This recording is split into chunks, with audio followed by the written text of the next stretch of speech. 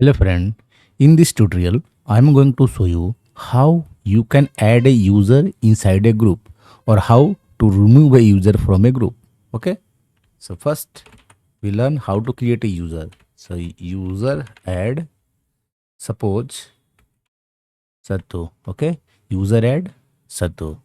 Now create a group using group add, and suppose the name of the group is CCNA capital. Okay, so this is the group user, group information.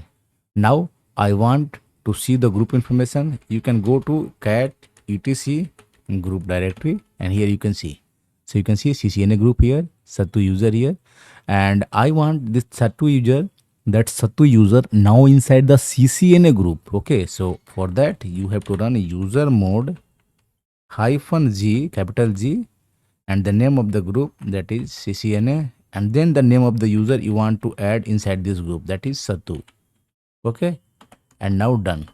Now if you check this, if you want to verify, run cat etc group. This will verify the user Satu is inside CCNA group. You can see just in front of CCNA, you can see Satu is inside this group. Now if you want to remove this user from this particular group, you can also remove it. How to remove it? G pass wd -d and the name of the user you want to remove from this group.